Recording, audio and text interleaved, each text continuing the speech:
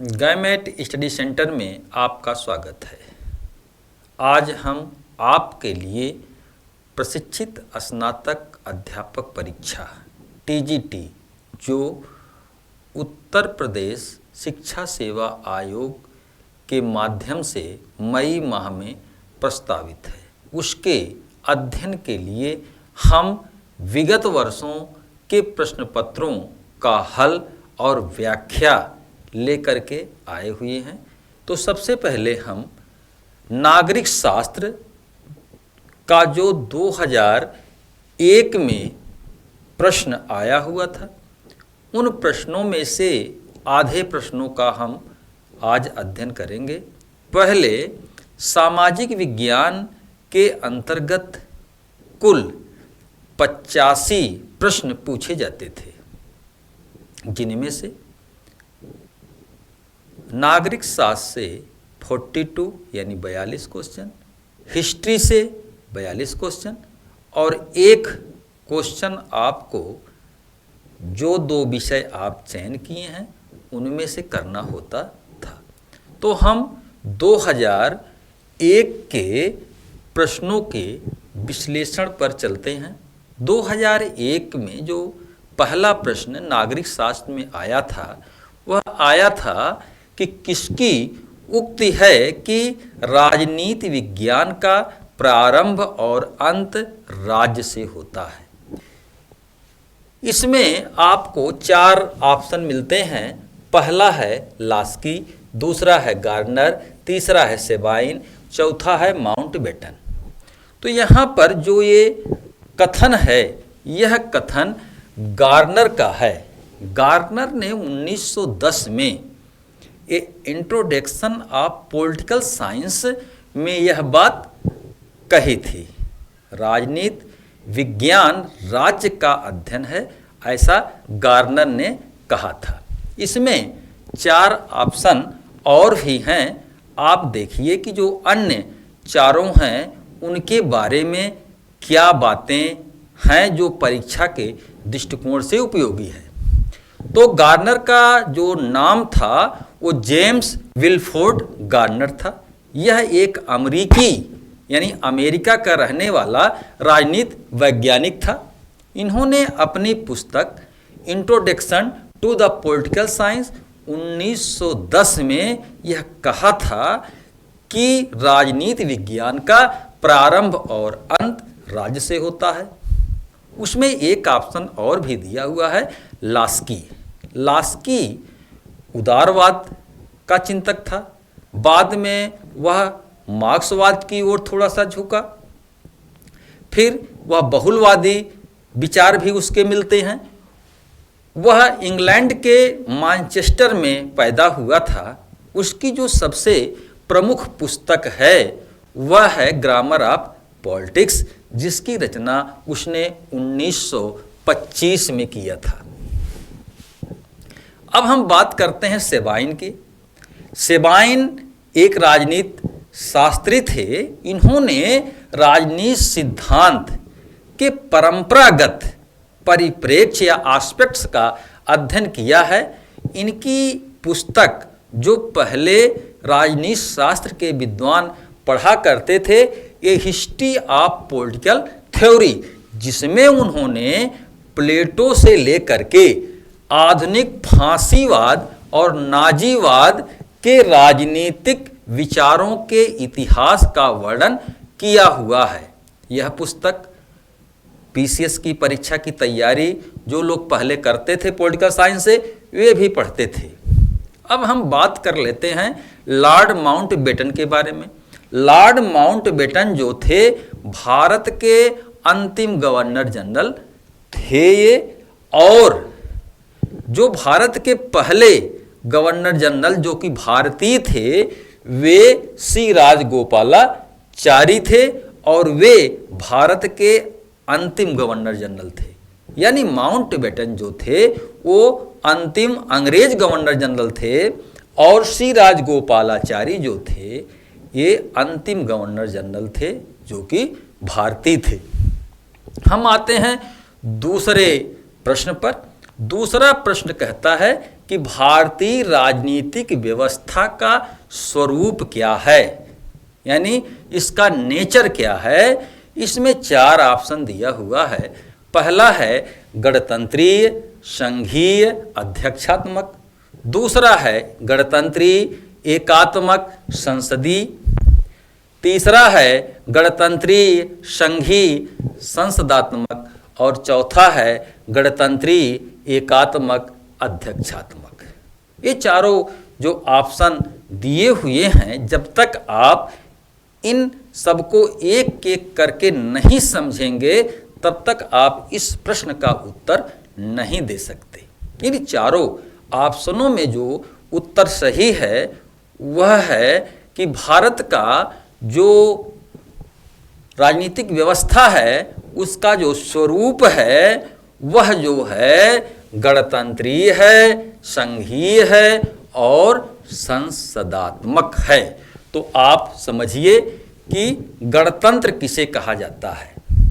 गणतंत्र एक ऐसी राजनीतिक प्रणाली है जिसमें जो राष्ट्र का अध्यक्ष होता है वह निर्वाचित प्राधिकारी होता है, उसका निर्वाचन किया जाता है, वह वंशानुगत नहीं होता है।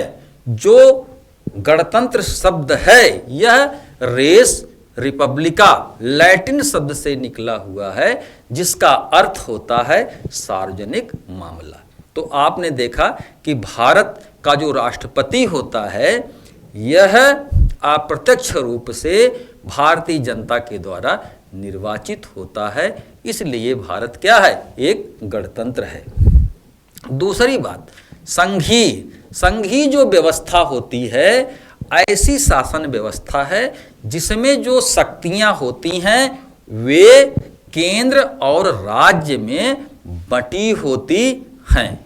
तो किसी भी संघीय शासन व्यवस्था की मुख्य रूप से 3 विशेषताएं जो बताई जाती हैं। पहला जो होता है उसमें संविधान की सर्वोच्चता, क्योंकि शक्तियां केंद्र और राज्यों में बटी है और संविधान के अनुरूप चलाया जाना आवश्यक है, इसलिए संविधान की सर्वोच्चता संघीय शासन में होना चाहिए। दूसरा होता है शक्तियों का विभाजन, जो संघीय व्यवस्था की सबसे प्रमुख विशेषता होती है कि जो शक्तियां होती हैं वह केंद्र और राज्य में विभाजित होती हैं। और तीसरा होता है केंद्र राज्य के अंतर्गत यदि कभी जो विवाद की स्थिति पैदा हो तो सर्वोच्च न्यायालय की व्यवस्था होती है। तो भारत में संविधान की सर्वोच्चता भी है।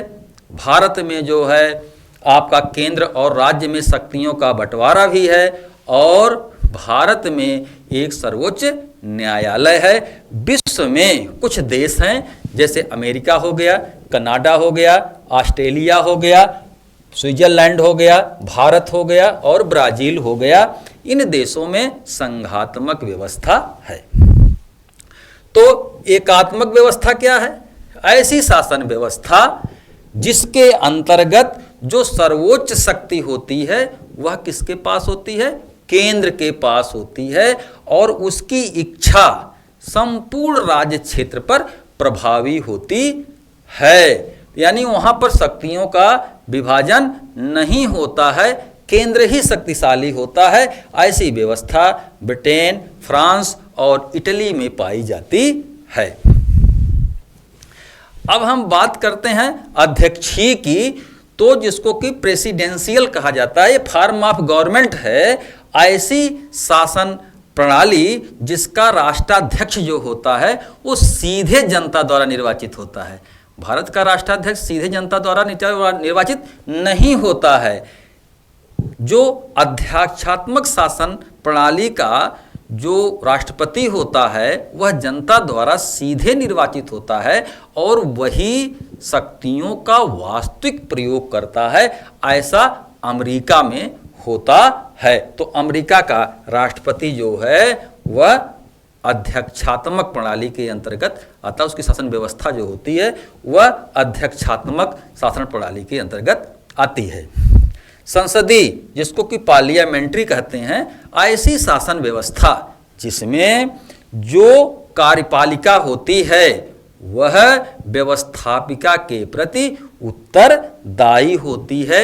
जैसे ब्रिटेन और भारत में, भारत और ब्रिटेन में जो कार्यपालिका होती है वह अंतिम रूप से किसके प्रति, विधायिका के प्रति, विधानमंडल के प्रति जो कानून बनाती है सरकार का अंग, उसके प्रति अंतिम रूप से उत्तरदायी होता है। तो भारत में आपने देखा गणतंत्र भी है, वह संघीय भी है और संसदीय है। इसलिए यहाँ पर तीसरा जो ऑप्शन है वह सही होगा। अब हम बात करते हैं तीसरे प्रश्न पर। तीसरा जो प्रश्न है वह है दबाव समूहों के बारे में। प्रश्न है कि दबाव समूहों का मुख्य उद्देश्य क्या होता है। तो यहाँ पर 4 ऑप्शन आपके सामने हैं। पहला है राजनीतिक सत्ता प्राप्त करना, दूसरा है भौतिक विकास के लिए कार्य करना, और तीसरा है अपने सदस्यों के हितों का विकास करना, और चौथा है धर्म का रक्षा करना। तो यहाँ पर जो इन चारों में उत्तर है कि अपने सदस्यों के हितों का रक्षा करना, यह दबाव समूहों का मुख्य उद्देश्य है। तो हम समझते हैं कि दबाव समूह होते क्या हैं। दबाव समूह व्यक्तियों के ऐसे संगठन होते हैं जो अपने हितों के अनुरूप शासन के निर्णयों को प्रभावित करने का प्रयास करते हैं। यानी ऐसा गैर सरकारी समूह जो सरकार पर दबाव डालकर, प्रेशर डालकर के अपने अनुकूल नीतियों का निर्माण करवाता है। यानी जो दबाव समूह होता है उनके विशेष हित होते हैं। अगर छात्रों का समूह है तो छात्रों का हित, अध्यापकों का समूह है तो अध्यापकों का हित, किसानों का समूह है किसानों का हित। तो इस तरह से दबाव समूह हितों से, विशेष हितों से संबंधित होते हैं। अगला जो है, जो दबाव समूह होते हैं एक गैर राजनीतिक संगठन होते हैं। ये राजनीति में सक्रिय रूप से भागीदारी नहीं करते हैं। इनका जो स्वरूप होता है वह व्यावसायिक भी हो सकता है या विशेष हितों का हो सकता है। इनका निजी हित और व्यावसायिक हित साधना मुख्य उद्देश्य होता है।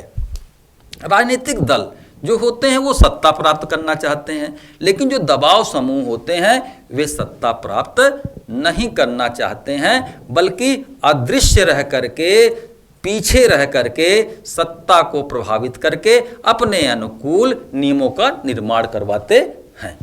इसीलिए एक विद्वान अधिकृत राजनीति विज्ञान का है जिसको कि एस.सी. फाइनर, उसने किनको दबाव समूहों को अज्ञात साम्राज्य कहा है। कार्ल जे फ्रेडरिक नामक एक विद्वान है, इन्हें ये दलों के पीछे सक्रिय जन कहते हैं। दबाव समूह के साथ एक शब्द और आता है हित समूह।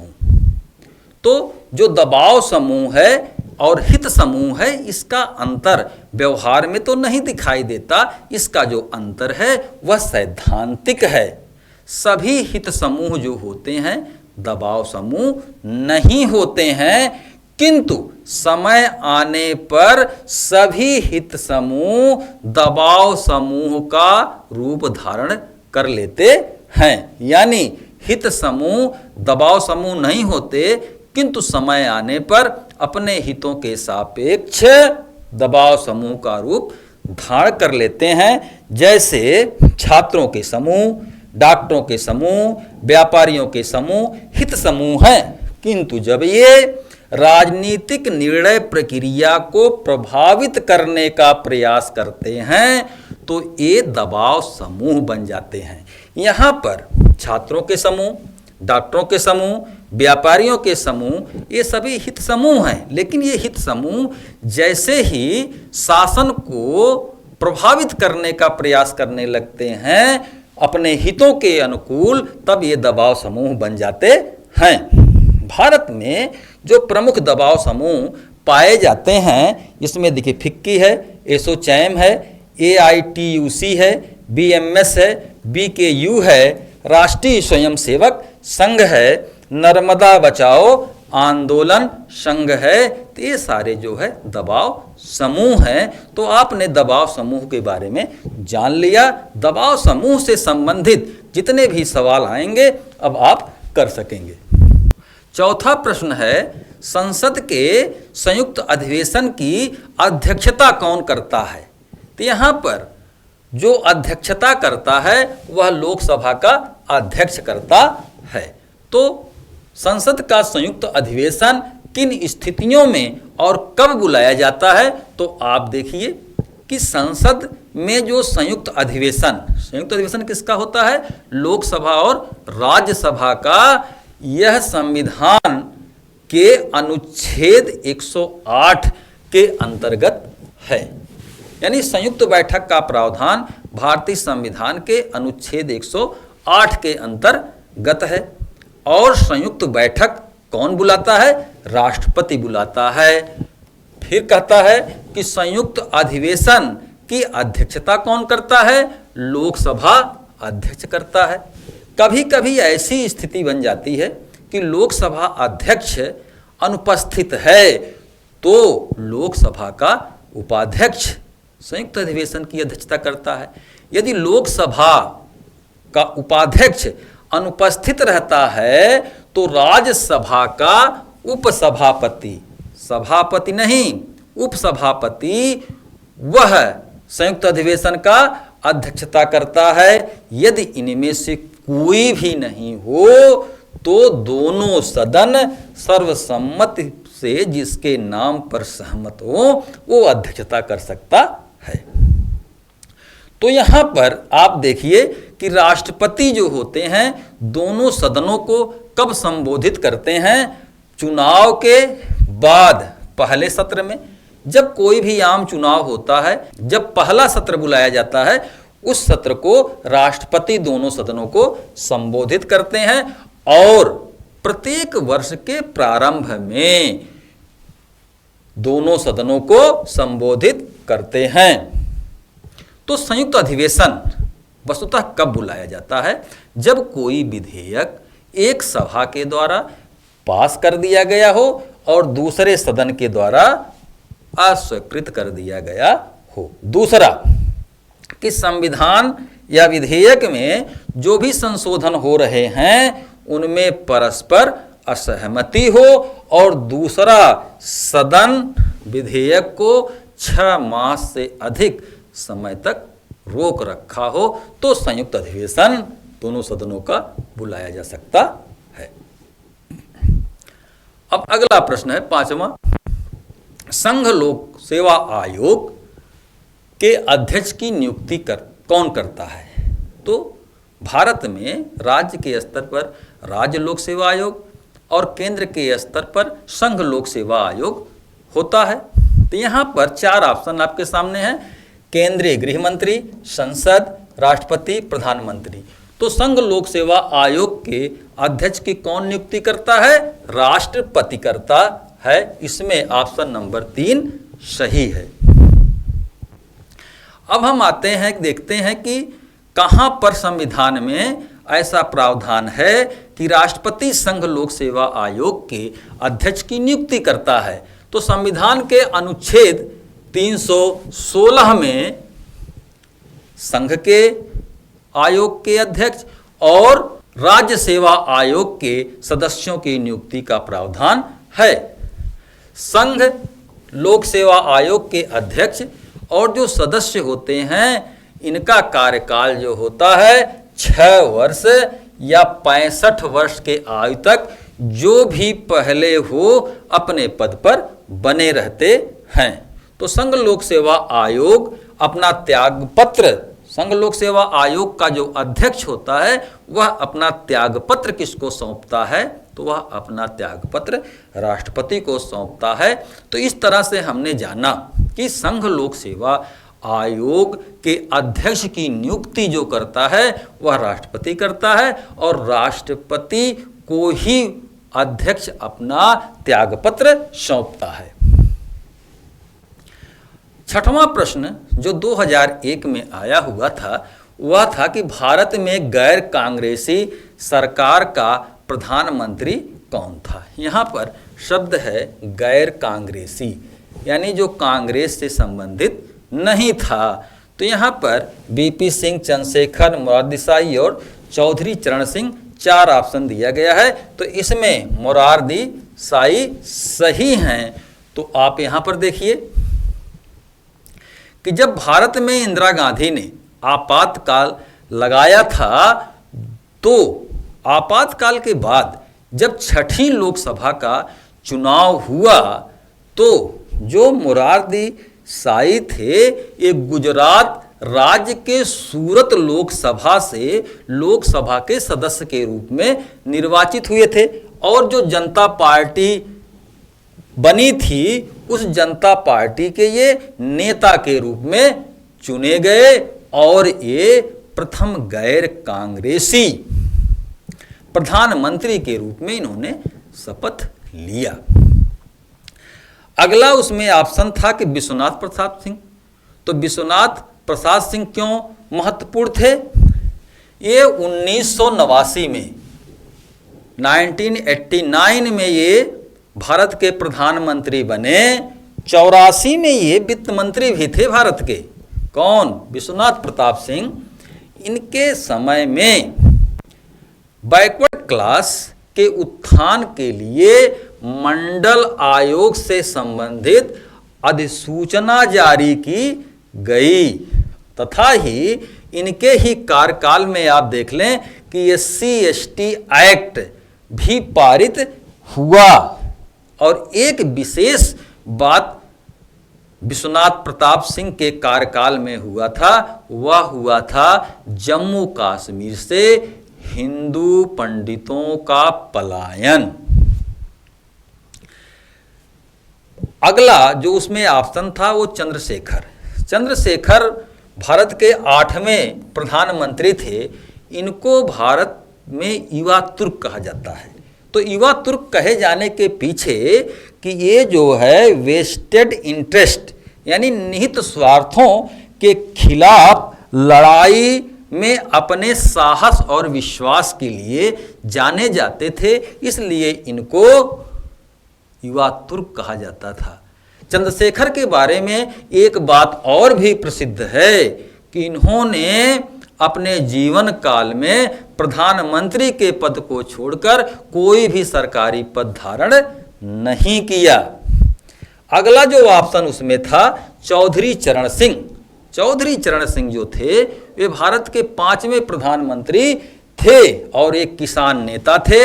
एक किसान के हितों में इन्होंने काफी कार्य किया है। चौधरी चरण सिंह को भारत रत्न के सम्मान से भी सम्मानित किया गया। इन्होंने उत्तर प्रदेश में जमींदारी प्रथा के उन्मूलन में भी योगदान दिया और एक काम इन्होंने किया था उत्तर प्रदेश में कि लेखपाल के पद का सृजन किया था। 84 में इन्होंने भूमि संरक्षण कानून भी पारित किया और 1967 में ये उत्तर प्रदेश के मुख्यमंत्री भी रहे थे। अगला सवाल, अगला है 7वां नंबर प्रश्न है कि राज्य विधानसभा का चुनाव कराता है। तो यहाँ पर है मुख्यमंत्री, मुख्य चुनाव अधिकारी, गवर्नर, मुख्य सचिव। तो इसमें जो उत्तर सही होगा वह मुख्य चुनाव अधिकारी सही होगा। तो आप देखिए कि भारत का जो संविधान है, भारत के संविधान में एक चुनाव आयोग का प्रावधान किया गया है जो देश में होने वाले सभी चुनावों का निरीक्षण, निर्देशन और नियंत्रण करता है। साथ ही साथ यह संसद के दोनों सदनों, यह राज्य विधानसभाओं, राष्ट्रपति और उपराष्ट्रपति के चुनाव के लिए भी उत्तरदायी है। चुनाव आयोग और भी कुछ काम करता है, जैसे चुनाव क्षेत्रों का परिसीमन करता है, उसका क्षेत्र निर्धारित करता है, मतदाता सूची तैयार करता है, राजनीतिक दलों को मान्यता देता है, चुनाव चिन्ह आवंटित करता है। इसके साथ साथ प्रत्येक राज्य में संविधान के 73वें और 74वें संशोधन के द्वारा अनुच्छेद 243 के द्वारा राज्य चुनाव आयोग का गठन किया गया है। तो राज्य चुनाव आयोग का जो कार्य होता है वह होता है कि शहरी निकायों और ग्राम पंचायतों के चुनाव को कराना, नियंत्रण और पर्यवेक्षण करना है। तो जो चुनाव आयोग राज्य का है उसका जो अध्यक्ष होता है उसका नियुक्ति कौन करता है? राज्यपाल करता है। और मुख्य चुनाव आयुक्त की नियुक्ति कौन करता है? राष्ट्रपति करता है। तो जिला स्तर पर चुनाव का पर्यवेक्षण और निर्देशन का कार्य जिला कलेक्टर या जिला मजिस्ट्रेट करता है। अगला सवाल, किसकी देखरेख में पुलिस बल जिले में शांति व्यवस्था कायम रखती है? जिले के समस्त जो कार्य होते हैं, जो व्यवस्था होती है, उसके लिए अंतिम रूप से उत्तरदायी जिलाधीश होता है। यहाँ 4 ऑप्शन दिए गए हैं, जिलाधीश, पुलिस कप्तान, राज्य के गृह मंत्री और मुख्यमंत्री। इसमें उत्तर होगा जिलाधीश। तो हम देखते हैं कि राज्य का जो जिलाधीश, जिलाधिकारी, जिला मजिस्ट्रेट होता है उसके मुख्य कार्य क्या होते हैं? पहला होता है कि यह भू राजस्व अधिकारी के रूप में अपना कार्य करता है, यानी जमीन के संदर्भ में कार्य करता है। यह जिले को प्रशासन व्यवस्था को चुस्त दुरुस्त रखना इसका कार्य होता है। और यह जब जिला मजिस्ट्रेट के रूप में कार्य करता है तो यह पुलिस बल पर नियंत्रण और कानून तथा व्यवस्था बनाए रखने के लिए उत्तरदायी होता है। यह सरकार के प्रतिनिधि के रूप में भी कार्य करता है। यह विकास अधिकारी के रूप में भी जिले के विकास संबंधी कार्यों को देखता है। और इसी के निर्देशन में जो पुलिस कप्तान होता है वह पुलिस बल को निर्देशित करता है, अपराध रोकता है, पुलिस बल को सही तरीके से संचालित करता है, कैदियों, खजानों, हवालातों और संपत्ति का देखभाल करता है। अगला सवाल है कि मुख्य लेखाधिकारी इनमें से किसके आय व्यय की जांच नहीं करते हैं? तो जो मुख्य लेखाधिकारी होते हैं वे नगर निगम की जांच नहीं करते हैं। ये जो है राज्य सरकार का भी जांच करते हैं, केंद्रीय सरकार का जांच करते हैं और सरकारी उद्योग का भी जांच करते हैं। यहाँ पर है कि जांच नहीं करते, तो उत्तर होगा नगर निगम की जांच नहीं करते। तो आप इसको देखिए, भारतीय संविधान में एक अनुच्छेद है, अनुच्छेद 149। इसमें भारत के सीएजी की शक्तियों और कार्यों को बताया गया है तथा यह जो कैग है यह भारत सरकार, राज्य सरकार तथा अन्य सरकारी स्वामित्व वाली कंपनियों का लेखा जोखा तथा खातों का देखभाल करना, जांच करना, यह इसका कार्य होता है।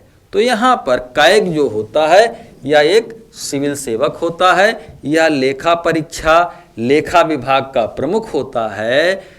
जो कैग लेखा परीक्षक होता है उसकी जो प्रमुख शक्ति होती है किसी भी कर की कुल आय की खोज करना और उसका सत्यापन करना। हम अगला सवाल देखते हैं, निम्न में से कौन सी नौकरशाही की विशेषता नहीं है? तो जो नौकरशाही की विशेषता है इसमें से ये 4 ऑप्शन दिया हुआ है, अस्थायित्व, तटस्थता, अक्षमता, गोपनीयता। तो इसमें जो अक्षमता है यही नौकरशाही की विशेषता नहीं है। नौकरशाही की जो प्रमुख विशेषताएं होती हैं आप यहाँ पर देखिए, पहला है श्रम विभाजन, यानी सबके कार्य अलग अलग विशेषीकरण के आधार पर बटे होते हैं। पद सोपान, इसमें एक हायरार्की होती है, ऊपर उच्चस्थ अधिकारी होता है, उसके नीचे उससे छोटा अधिकारी होता है। तटस्थता, ऐसा माना जाता है कि ये राजनीतिक दल, राजनीतिक परिवेश से तटस्थ रहते हैं, ये राग द्वेष से मुक्त होकर के काम करते हैं, इनका अस्थायित्व होता है। जैसे राजनीतिक पद कुछ निश्चित समय के लिए होते हैं, लेकिन जब सिविल सेवक एक बार वे सेवा में आ गए तो जब तक वो रिटायर नहीं हो जाते हैं तब तक सेवा में बने रहते हैं। गोपनीयता और विशेषज्ञता और औपचारिक नियम आदि। तो यहाँ पर देखिए एक इनकी विशेषता विशेषज्ञता है, जबकि उसमें दिया हुआ था अक्षमता। अक्षमता उनकी जो है विशेषता नहीं है। अब हम अगले प्रश्न पे चलते हैं। उदारवाद किसका हित चाहता है? तो जो एक उदारवादी विचारधारा है, यह उदारवादी विचारधारा राज्य के कम से कम नियंत्रण की मांग करता है और व्यक्ति के अधिक से अधिक स्वतंत्रता की बात करता है। और यह विचारधारा मुख्यतया धनिकों के हितों की बात करता है। इसमें जो 4 ऑप्शन दिया हुआ है, धनवानों, अभिजात, निर्धनों, सबका, तो यहाँ पर धनवानों का यह हित चाहता है। इसमें यह उत्तर सही होगा। अब हम उदारवाद की जब बात करते हैं तो उदारवाद जो है यह मुख्य रूप से व्यक्ति की स्वतंत्रता से जुड़ा हुआ विचारधारा है। इसे हम व्यक्तिवाद नहीं कह सकते। व्यक्तिवाद यद्यपि उदारवाद से जुड़ा हुआ है, क्योंकि व्यक्तिवाद का जो यह व्यक्ति पर ज़्यादा ध्यान देता है। उदारवाद जो है यह मुख्य रूप से स्वतंत्रता से जुड़ी हुई विचारधारा है और यह स्वतंत्रता क्या है? बहुआयामी है और विशेष रूप से यह धनिकों के हित की बात करता है। उसमें एक ऑप्शन था अभिजात्य वर्ग। तो अभिजात्य वर्ग को आप समझ लें कि समाज का ऐसा वर्ग जिसके पास पद, शक्ति और प्रभाव ज़्यादा मात्रा में हो और वे अधिक प्रभावशाली स्थिति समाज में रखते हों, वे कहलाते हैं अभिजात्य वर्ग। निर्धन वर्ग कौन है? निर्धन वर्ग वह समाज का वर्ग है जो अपने जीवन के लिए जरूरी आवश्यकताएं पूरी करने में सक्षम नहीं है तथा जो विचारधारा सबके कल्याण की बात करती हो, जो सबके उत्थान की बात करती हो, सबके हित चाहती हो, वह विचारधारा कल्याणकारी विचारधारा कहलाती है। इस तरह से आपने उदारवादी सिद्धांत क्या है? उदारवादी सिद्धांत मुख्य रूप से स्वतंत्रता से संबंधित राज्य के कम से कम हस्तक्षेप की बात करता है। व्यक्ति जो करना चाहे वो कर सकता है, इसकी आज़ादी हो, इसकी स्वतंत्रता जो है वह बहुआयामी है। आपने अभिजात्य वर्ग को जाना, निर्धन वर्ग को जाना, कल्याणकारी राज्य को जाना। तो यहाँ पर आपने उसमें जो उत्तर था, उदारवाद किसको पुष्ट करता है? धनिकों को पुष्ट करता है। अगला क्वेश्चन है कि फांसीवाद विश्वास करता है। फांसीवाद किस पर विश्वास करता है?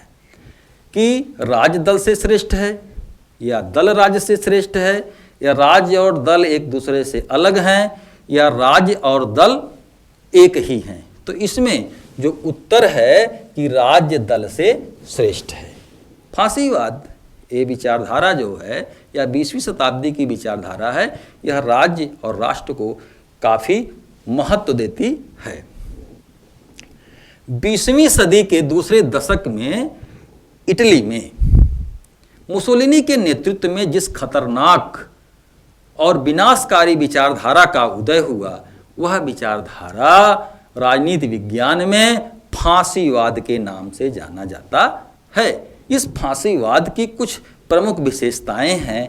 आप यहाँ देखें तो आप फांसीवाद से संबंधित सवालों को गलत नहीं करेंगे। पहला है कि फांसीवाद में कोई एक निश्चित सिद्धांत नहीं है कि फांसीवाद ने अपने मनोदशा के अनुकूल जिस सिद्धांतों को उपयुक्त समझा उस सिद्धांतों को अपना लिया। मार्क्सवाद की तरह इसके पास या उदारवाद की तरह इसके पास कोई सुसंगठित निश्चित विचारधारा नहीं है। यथार्थवादी विचारधारा, इसमें आदर्श नाम मात्र का भी नहीं है। यह मुख्य रूप से यथार्थवादी हित को सर्वोत्तम मानने वाली विचारधारा है। यह विचारधारा मनोवेग मनोभावों पर विश्वास रखती है। यह विवेक स्वतंत्रता और समानता का विरोधी विचारधारा है। इसके अंतर्गत जिस राज्य की बात कही जाती है, राज्य ही सब कुछ है, एक निरंकुश राज्य की बात इसके अंदर की जाती है। और एक बात कही जाती है कि जो निरंकुश राज्य है वह कोऑपरेटिव राज्य है, निगमनात्मक राज्य है। यानी राज्य का जो निर्माण होता है वह व्यक्तियों से नहीं होता है, बल्कि राष्ट्र में विश्वास रखने वाले सामाजिक समुदायों से होता है। राष्ट्रीय हित के लिए ये वर्ग सहयोग, अधिक उत्पादन और औद्योगिक शांति को आवश्यक मानता है। यह हिंसा और हित को ज्यादा प्राथमिकता देता है। यह उग्र राष्ट्रवाद का समर्थक है तथा इसके साथ साथ यह एक तर्कहीन बुद्धिहीन विचारधारा है, यानी बुद्ध विरोधी विचारधारा है। इसमें भावना को ज़्यादा महत्व दिया गया है। इस तरह से आपने फांसीवाद को समझ लिया। अगला जो सवाल है वह है कि भाषण की स्वतंत्रता किस शासन के लिए आवश्यक है। यानी भाषण की स्वतंत्रता उसी शासन में ज़्यादा मिलेगी आपको जो विचार अभिव्यक्ति की आज़ादी देती हो। यहाँ पर आप देखिए लोकतंत्र, अधिनायकवाद, राजतंत्र और वर्गतंत्र। लोकतंत्र एक ऐसा तंत्र है, शासन व्यवस्था है जिसमें विचार विभक्ति को आप विचार अभिव्यक्ति की आज़ादी मिलती है। अधिनायकवादी विचारधारा में विचार अभिव्यक्ति को आज़ादी नहीं मिलती। राजतंत्र एक ऐसी शासन व्यवस्था है जिसमें राज्य का जो मुखिया होता है, जो प्रमुख पद होता है, वह वंशानुगत होता है। और वर्गतंत्र में शासन की शक्ति एक समूह विशेष, वर्ग विशेष में निहित होती है। तो इस प्रश्न में लोकतंत्र जो आपका है उसके लिए भाषण और अभिव्यक्ति की आज़ादी आवश्यक है। आप यहाँ पर व्याख्या देखिए कि भाषण की स्वतंत्रता लोकतंत्र के लिए आवश्यक है। लोकतंत्र ऐसी शासन प्रणाली है जिसके निर्माण में वस्तुतः जनता की भागीदारी होती है, जनता की सहमति होती है और शासन अंतिम रूप से जनता के प्रति ही उत्तरदायी होता है। इस तरह से लोकतंत्र जो होता है एक संवैधानिक प्रणाली है। इसमें स्वतंत्रता, अधिकार, न्याय, समानता आदि को महत्व दिया जाता है। यह अंतिम रूप से जनता के प्रति उत्तरदायी होती है। लोकतंत्र में जब सरकार का गठन किया जाता है तो इसमें जनता प्रत्यक्ष या अप्रत्यक्ष रूप से भाग लेती है तथा यह जनता की शक्ति यानी बहुमत पर आधारित शासन होता है। इसमें जनता अपनी सरकारों को निश्चित कार्यकाल के बाद बदल देता है तथा शासन के लिए इसमें विकल्प भी तैयार रहता है। अगला प्रश्न आप देखिए, 14वां प्रश्न है, निम्न में से कौन कल्याणकारी राज्य का समर्थक था? Lenin, Bentham, J S. Mill, Jawaharlal Nehru. हमने बताया था कि कल्याणकारी राज्य व्यवस्था एक ऐसी व्यवस्था है जो सबका कल्याण, सबका हित, सबका उत्कर्ष चाहती हो। इसमें से जो उत्तर सही होगा वह होगा जवाहरलाल नेहरू। लेनिन एक मार्क्सवादी विचारक था, बेंथम उपयोगितावाद, अधिकतम व्यक्तियों के अधिकतम सुख, और जे.एस. मिल कट्टर विचार अभिव्यक्ति यानी भाषण की स्वतंत्रता का समर्थक था। तो आप इसमें देखिए उत्तर जवाहरलाल नेहरू सही है। हम लेनिन के बारे में देखते हैं कि लेनिन एक मार्क्सवादी विचारक है। इसकी पुस्तक है कि what is to be done और फिर स्टेट एंड रिवॉल्यूशन। इसने बताया है कि इसमें कि साम्यवादी दल की क्या भूमिका है। मार्क्स ने कहा था कि दल की जो है कोई आवश्यकता नहीं है, लेकिन लेनिन ने कहा दल की आवश्यकता है। मार्क्स ने कहा कि विचारधारा की कोई आवश्यकता नहीं है, लेनिन ने कहा कि विचारधारा की भी भूमिका होती है।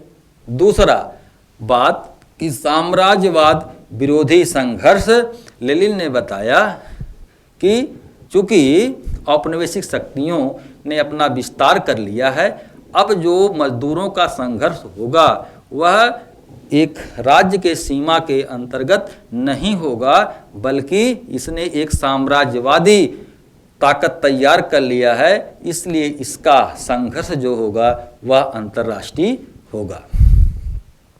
बेंथम के बारे में हम जान लेते हैं कि बेंथम जो है एक उपयोगितावादी विचारक था। वह मानता था कि अधिकतम लोगों का अधिकतम सुख। इसने एक बात बेंथम की और थी कि जैसे हाफलाख रूसो ने प्राकृतिक अधिकारों की बात कही थी, तो बेंथम ने इन प्राकृतिक अधिकारों की हंसी उड़ाई थी। इसने एक व्यक्ति और एक मत के सिद्धांत का समर्थन किया था तथा बेंथम ने गुप्त मतदान यानी छुप करके वोट डालने का समर्थन किया था। परीक्षाओं में अक्सर इनकी एक पुस्तक जिसका नाम है an introduction to the principle of moral and legislation 1789 पूछी जाती है। J.S. मिल भी एक उपयोगितावादी विचारक है, जहां बेंथम ने सुख में गुणात्मकता को स्वीकार नहीं किया था। उसका मानना था कि ताश के पत्ते को खेलना और कविता की पाठ को पढ़ना, यदि सुख का मात्रा समान है तो दोनों समान है। मिल ने अपने गुरु से इस बात पर मतभिन्नता प्रकट किया। उसने कहा कि नहीं, कविता पढ़ने से जो रस प्राप्त होता है, जो गुणात्मक अनुभूति होती है, वह ताश के पत्ते खेलने से कभी नहीं हो सकता है। यानी इसने गुणात्मक और मात्रात्मक भेद में अंतर किया है। J.S. मिल की पुस्तक का नाम ऑन लिबर्टी है, जो 1859 में लिखी गई। इसने विचार रखा कि प्रतिनिधि शासन जो है वह होना चाहिए। साथ ही जॉन स्टुअर्ट मिल ने महिला मताधिकार का समर्थन किया। पंडित जवाहरलाल नेहरू भारत के पहले प्रधानमंत्री भी थे। इन्होंने कल्याणकारी राज्य का समर्थन किया तथा इनकी प्रसिद्ध पुस्तक का नाम डिस्कवरी ऑफ इंडिया तथा ग्लिम्पेज ऑफ वर्ल्ड हिस्ट्री है। अगला क्वेश्चन, भारतीय संविधान के अनुसार संसद की बैठक साल भर में कितनी बार होना चाहिए? तो 1 बार, 2 बार, 3 बार, 4 बार, तो 2 बार होना चाहिए। संविधान के अनुसार आप यहाँ देखें कि संसद की बैठक वर्ष में कम से कम 2 बार होनी चाहिए। संसद का जो 2 बार बैठक हो रही है, यानी 2 सत्रों के बीच में 6 माह से ज़्यादा का अंतर नहीं होना चाहिए। साधारणतया 1 वर्ष में संसद के 3 सत्र बुलाए जाते हैं, जिसमें पहला है बजट सत्र, दूसरा है मानसून सत्र और तीसरा है शीतकालीन सत्र। यानी 3 सत्र हो गए, बजट सत्र हो गया, मानसून सत्र हो गया और शीतकालीन सत्र हो गया। जो बजट सत्र होता है उसका समय जो होता है फरवरी से मई होता है। मानसून सत्र का जो समय होता है वह जुलाई से सितंबर होता है और शीतकालीन सत्र का जो समय होता है वह नवंबर दिसंबर होता है।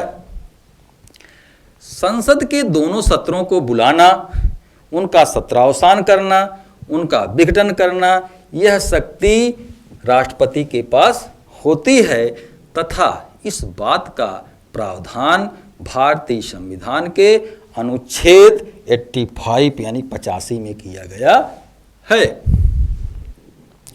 अगला सवाल है कि निम्नलिखित में से कौन सी दल पद्धति लोकतंत्र के लिए अधिक उपयुक्त है?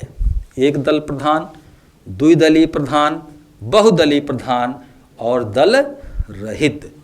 यहाँ पर दो दलीय व्यवस्था जो है यही लोकतंत्र के स्थायित्व के लिए ज़्यादा जरूरी है। क्यों? आइए हम देखते हैं।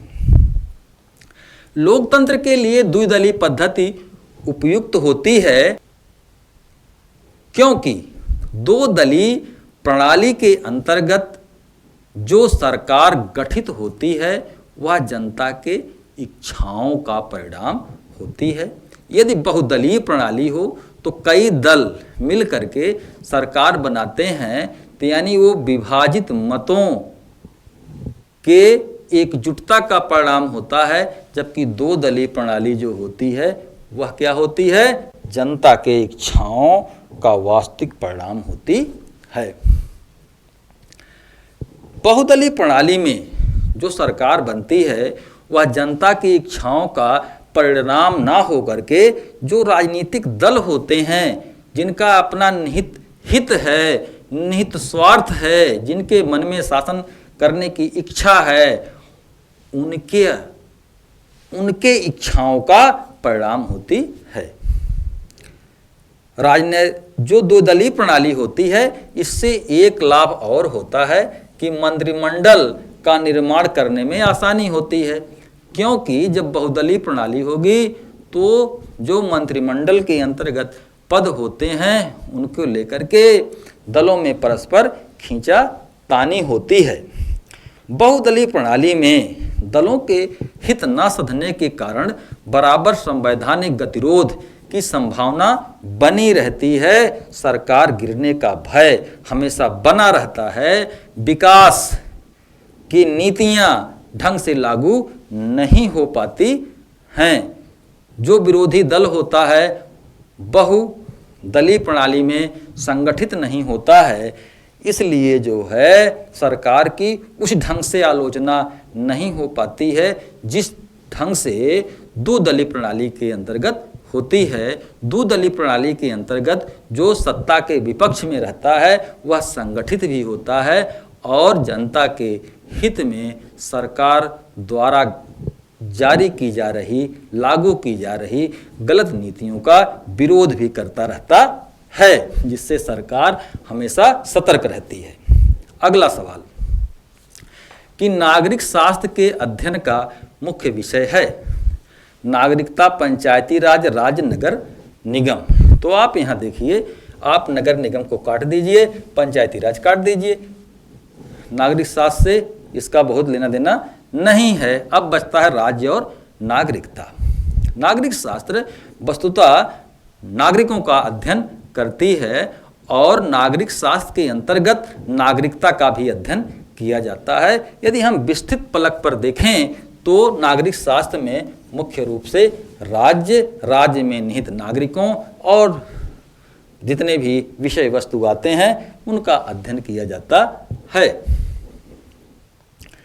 अब आप देखिए कि नागरिक शास्त्र नागरिकता के सैद्धांतिक, राजनैतिक और व्यवहारिक पक्षों का अध्ययन है।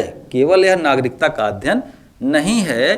जो नागरिक शास्त्र है इसमें जो प्रमुख विषय शामिल किए जाते हैं, नागरिकों के अधिकार और कर्तव्य, नागरिकता को कैसे प्राप्त किया जाता है, उसे खोया कैसे जाए या खोता कैसे है आदमी नागरिकता को, आदर्श नागरिक एक राज्य में कैसे बने, राज्य का अध्ययन, सरकार की संरचना और कार्य का भी अध्ययन नागरिक शास्त्र के अंतर्गत किया जाता है। अगला सवाल है कि भारत में पंचायती राज व्यवस्था को द्विस्तरीय बनाने का सुझाव किसने दिया? यहाँ पर है के संथानम समिति, बलवंत राय मेहता समिति, अशोक मेहता समिति, संविधान प्रारूप समिति। तो इसमें जो के संथानम समिति है, यह मुख्यतया 1962 में भ्रष्टाचार के जो भ्रष्टाचार है इसकी जांच करने के लिए बनाया गया। इसमें से जो संविधान प्रारूप समिति है, इसका काम क्या था? मुख्य रूप से संविधान का निर्माण करना। अब बचता है बलवंत राय मेहता समिति और अशोक मेहता समिति। तो अशोक मेहता समिति 1977 में आई। इसने द्विस्तरीय पंचायती राज व्यवस्था की बात की थी, तो इसमें उत्तर ए सही होगा। अब पंचायती राज के लिए जितनी सारी विविध समितियां बनी हैं, इसका हम एक नज़र में अध्ययन कर लेते हैं, जिससे पंचायती राज की समितियों पर कोई भी सवाल यदि आने वाली टीजीटी अध्यापक परीक्षा में आता है तो आपसे गलत ना हो। हम बात करते हैं कि जो सबसे पहले समिति बनी 1957 में, वह बनी बलवंत राय मेहता समिति। इस समिति में जो सिफारिश की गई वह त्रिस्तरीय पंचायती राज व्यवस्था की बात की गई, जिसमें जिला स्तर पर जिला पंचायत, ब्लॉक स्तर पर जो है पंचायत समितियां और ग्राम स्तर पर ग्राम पंचायत होगा। और यहाँ पर जो सत्ता के विकेंद्रीकरण या शक्ति के विकेंद्रीकरण की बात की गई, एक विशेष बात है कि वह पंचायत समितियों के स्तर पर होगा, वह ग्राम स्तर पर नहीं। बलवंत राय मेहता में कहा गया कि जो विकेंद्रीकरण होगा वह मध्य स्तर पर होगा, पंचायत समितियों के स्तर पर होगा। और इस सिफारिश के आधार पर भारत में राजस्थान पहला राज्य बना था जिसमें त्रिस्तरीय पंचायत राज व्यवस्था लागू की गई। और राजस्थान में एक नागौर जिला है, इस नागौर जिले से प्रारंभ किया गया और किस सन में? 2 अक्टूबर 1959 में। तो इसमें कई ऐसे तथ्य हैं जो परीक्षा के दृष्टिकोण से उपयोगी हैं। हम आते हैं अशोक मेहता समिति 1977। इसने जो है द्विस्तरीय पंचायत, जिला स्तर पर जिला परिषद और ब्लॉक स्तर पर मंडल पंचायत की बात कहा। मंडल पंचायत वहीं बनेगा जहां पर जनसंख्या जो है पंचायत की 15 से 20 हजार हो और राज्य स्तर पर एक पंचायती वित्त आयोग की सिफारिश किया और जिला परिषद को लघु सचिवालय का रूप दिया। और अशोक मेहता समिति की एक बहुत बड़ी बात रही है कि इसों ने सिफारिश किया कि जो चुनाव लड़े जाएं पंचायत के, ये दलों के आधार पर लड़े जाएं। अगला आया जीके वी राव समिति 1985 में बना। राज्य स्तर पर राज्य विकास परिषद का गठन किया जाए तथा कार्य संपादन हेतु जिला परिषदों की बीच समितियों का गठन किया जाए एवं नियमित चुनाव कराया जाए। इसमें जो सबसे बड़ी बात आया वह नियमित चुनाव का आया। आगे आया कि एमएल सिंघवी समिति 86 में आया। एमएल सिंघवी समिति ने जो सबसे बड़ी बात कहा, इसने कहा कि पंचायतों को संवैधानिक दर्जा दिया जाए और पंचायतों को जो है राजनीतिज्ञों और नौकरशाहों के हस्तक्षेप से दूर रखा जाए और पंचायतों को वित्तीय जो है सहायता उपलब्ध कराया जाए। इसके बाद आता है 88 में थोंगनो समिति। इसने भी कहा कि संवैधानिक दर्जा दिया जाए। तो इस तरह से 1989 में जो है राजीव गांधी के कार्यकाल में 64वां संविधान संशोधन पारित किया गया पंचायत राज गठन के लिए। यह लोकसभा में तो पारित हुआ, लेकिन राज्यसभा में बहुमत ना होने के कारण यह गिर गया और इसी का परिमार्जित संशोधित रूप 1992 में 73वां संवैधानिक संशोधन लाया गया और 93 में लागू किया गया और इसे संविधान के 9वें भाग में स्थान देकर के संवैधानिक दर्जा दिया गया। 19वां सवाल है कि सीमाओं के भीतर हम अपने न्यायाधीशों का आदर करते हैं, पर कोई न्यायाधीश अथवा कोई न्यायालय अपने को व्यवस्थापिका का तीसरा सदन न समझे, यह किसका कथन है? इसमें 4 ऑप्शन हैं, चारों में इसे जवाहरलाल नेहरू ने कहा था। यह बात पंडित जवाहरलाल नेहरू ने कहा था कि कोई भी जो न्यायाधीश या न्यायपालिका है अपने को तीसरा सदन नहीं बना सकता है। एक तरह से यह प्रतिबद्ध न्यायपालिका की ओर संकेत है। अब यहाँ एक ऑप्शन और दिया गया है, डॉक्टर भीमराव अंबेडकर। आप सभी जानते हैं कि भीमराव अंबेडकर संविधान के निर्माता, प्रारूप समिति के अध्यक्ष थे, दलितों के मसीहा। इन्होंने सामाजिक न्याय के लिए कार्य किया। इनकी एक आत्मकथात्मक टिप्पणी है वेटिंग फॉर ए वीजा। उसमें ये लिखते हैं कि कॉलेज में कोई चपरासी नहीं तो कोई पानी नहीं। एक ऑप्शन और भी इसमें है, वह केटी शाह है। केटी शाह के बारे में जो सवाल परीक्षाओं में पूछा जाता है, केटी शाह ने नीति निर्देशक तत्वों के संदर्भ में कहा था कि एक ऐसा चेक है जिसे बैंक की सुविधा के अनुसार भुनाया जा सकता है।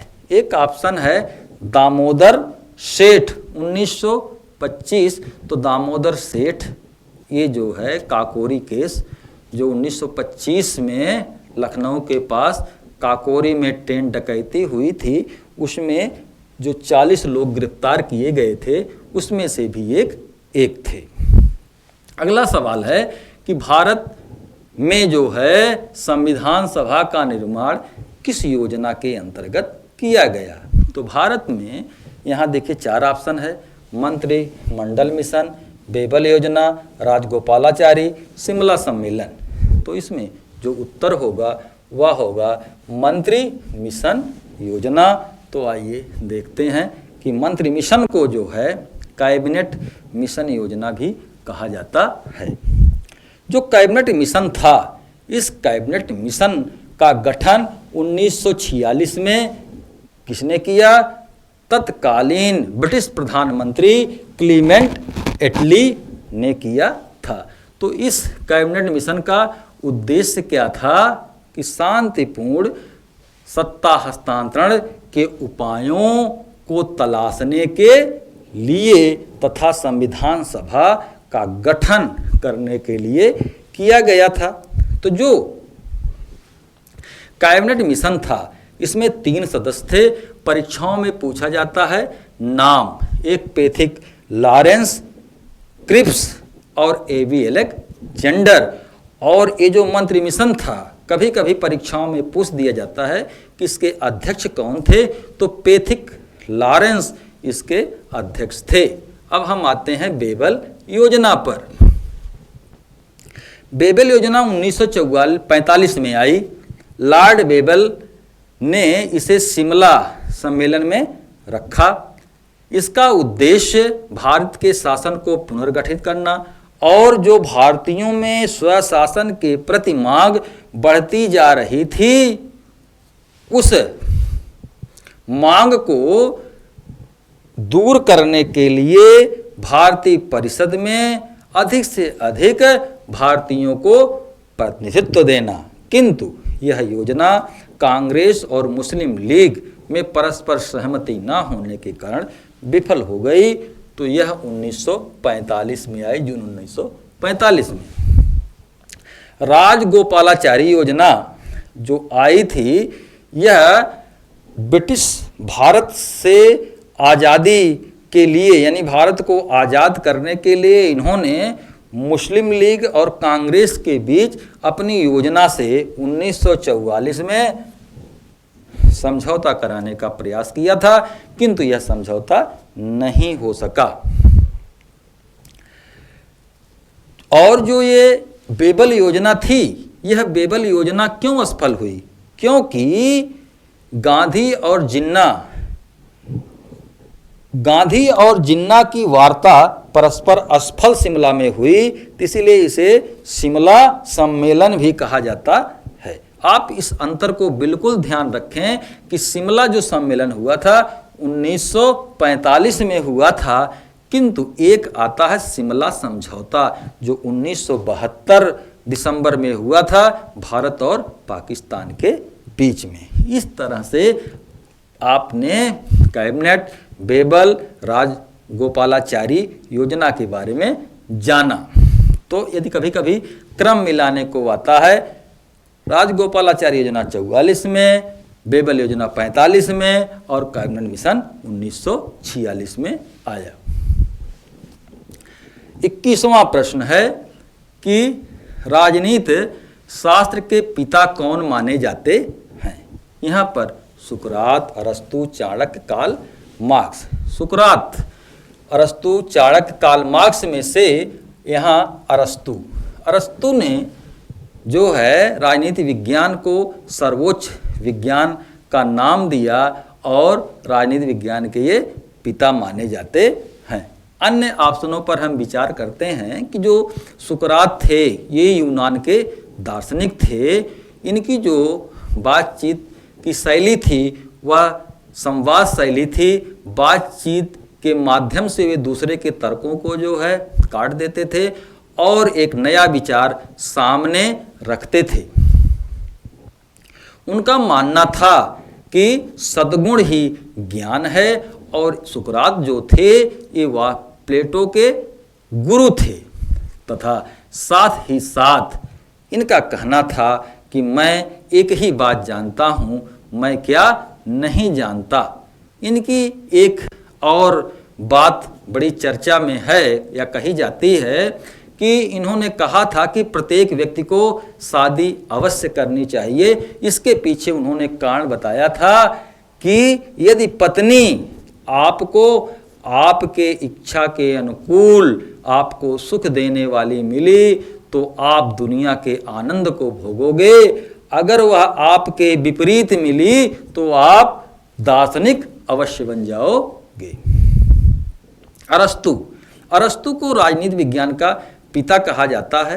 अरस्तु एथेंस का निवासी था, एथेंस यूनान में है। अरस्तु की प्रसिद्ध पुस्तक का नाम पॉलिटिक्स है और ये जो हैं ये प्लेटो के शिष्य कहे जाते हैं और अरस्तु के शिष्य सिकंदर माने जाते हैं। इन्होंने राजनीति विज्ञान को सर्वोच्च विज्ञान कहा और इन्हों की जो अध्ययन पद्धति थी वह इंडक्टिव यानी आगमनात्मक अध्ययन पद्धति थी। अब हम बात करते हैं कौटिल्य चंद्रगुप्त मौर्य के कार्यकाल का थे। कौटिल्य को विष्णुगुप्त भी कहा जाता है, कौटिल्य को चाणक्य भी कहा जाता है।